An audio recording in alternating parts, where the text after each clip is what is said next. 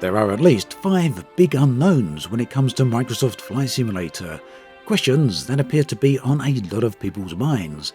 In fact, they get asked multiple times every time I release a video. So in this video, we are going to take a look at some of these and see just where Microsoft Flight Simulator might be heading. As with all these questions here, these unknowns, neither developers Asobo Studios nor Microsoft themselves have given any official confirmation. However, that's not to say that they haven't at least discussed them publicly. Virtuality then is very much a good example of this. Every video I release, a number of people will always ask about VR support, so here's what we know at the moment. Initially, there were no plans for VR support. Head of Asobo Studios told AVSim that VR support was not originally in their plans.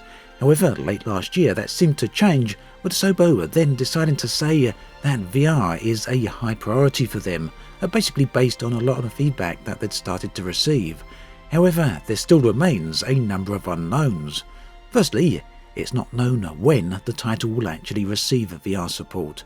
Asobo have said that they will try their hardest to make it happen for launch, but they cannot guarantee that, so it's entirely possible that VR could arrive further down the line.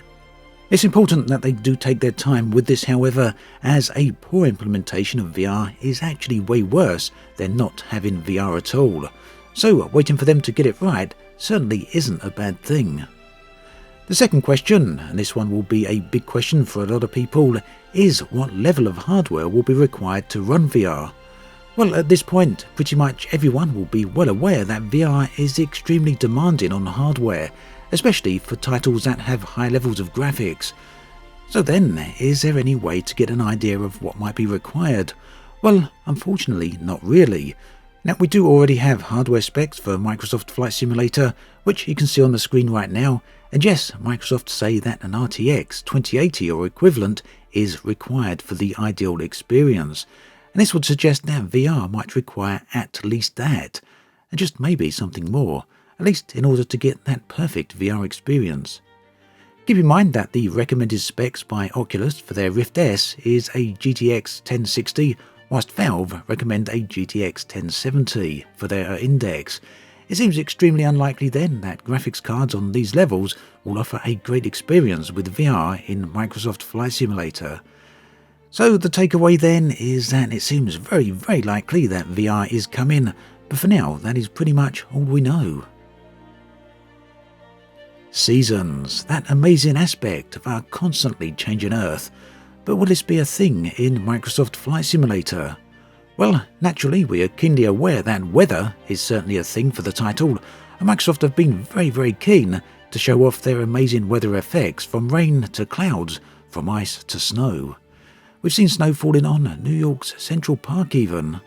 Seasons, oh, well, seasons are an entirely different kettle of fish, as they're not purely about weather, but also the impact that weather has upon the world. As the seasons change, they dramatically affect the environment, from changing the flow of rivers to creating floodlands or extremely dry areas. Of course, seasons also mean the migration of animals, and as Flight Simulator will indeed feature all manner of animals, if seasons were to be a thing, then the location of animals would need to change from season to season. And all of this even before discussing the motion of the sun. So, in short, seasons are a very big ask. Now, I suspect at this point there might still be a bit of confusion over seasons, with some people feeling that Asobo have already confirmed them. But just to be clear, and to really clear that up, here is the latest feedback snapshot from May, which has seasons firmly placed in the wishlist section, along with helicopters and other things which still haven't been confirmed. Microsoft Flight Simulator 10, and indeed previous iterations of the title, featured some rather nice mission systems. On the surface, this may feel like a bit of an odd addition for a simulator, but if you think about it, it actually does make sense. It offers goals and objectives to complete, encouraging simmers to try things that they may not otherwise try. It's something that is sorely missing from the likes of X-Plane 11, unless of course you want to start talking about plugins and mods. The question of whether Flight Simulator 2020 will include missions is still an open one. The March Alpha build update did indeed add training missions, as well as the Sedona landing challenge, which we got to read about in the March development update. But the wider question of missions and indeed a campaign mode is still an outstanding question. Again, it's a question that is often asked in the comment sections of my videos. At the moment then, there are no full details on this, but my bet is that it's extremely likely to happen. The current feedback snapshot does include it as a top question, and I do feel that Asobo are only listing questions here that they are willing to answer, and that will actually eventually have a positive answer. Somewhat curiously though, and listed alongside campaign mode and missions, is a rather gamey sounding concept of progression. We'll have to see what that one means, but it really does invoke all manner of odd gamey concepts.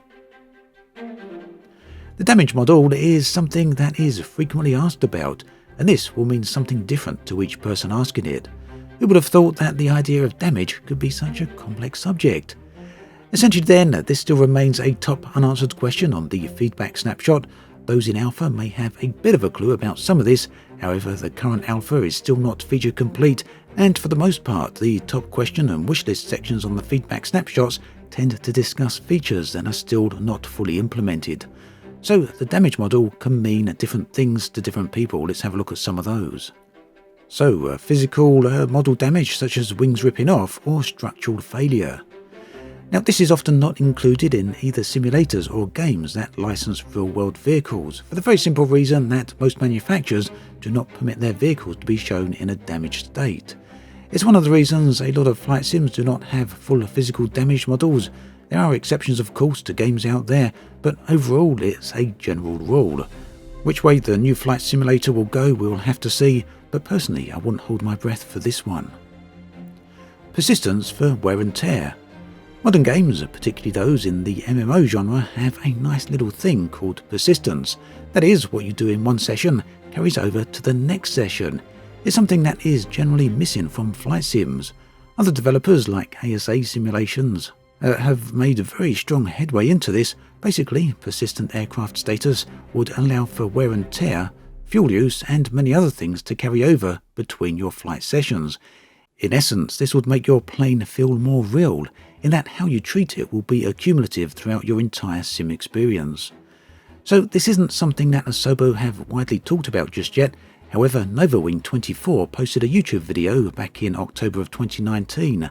Apparently, this question was asked of Asobo during their meeting at Seattle, and they said that aircraft persistency is on their roadmap, but it's something that they weren't willing to discuss at that time, so potentially good news there then. Failures. For many people, the idea of a damage model refers to plain system failures. The answer to this one is very short and to the point. Yes, Microsoft Flight Simulator does feature system failures. In fact, the recent patch notes of this month gave an entry for fuel pump failure on the DA62. As for how extensive this aspect of the sim actually is, well, time will tell on that one, won't it? Let's wait and see for release. And that then brings us on to the final and most popular question asked on many of my videos, aside that is from fast flying air balloons. So when will Microsoft Flight Simulator be released? Well, for now, this is a very easy question to answer. Basically, we don't know. Microsoft haven't given any information on this at the time at all. So whilst it's widely expected to be released at some point in 2020, that isn't guaranteed, especially with the current world situation, which may continue to cause delays. Personally, I'm still hoping for a release somewhere between September and December of this year, although that said, I would be disappointed to see the title slip into 2021, but really not all that surprised. Yet do keep in mind that Microsoft Flight Simulator is set to go into closed beta in July of this year, so not far away, so chances are that we are moving ever closer to release, and that right there is certainly some good news. So that is 5 of the biggest unknowns currently surrounding Microsoft Flight Simulator.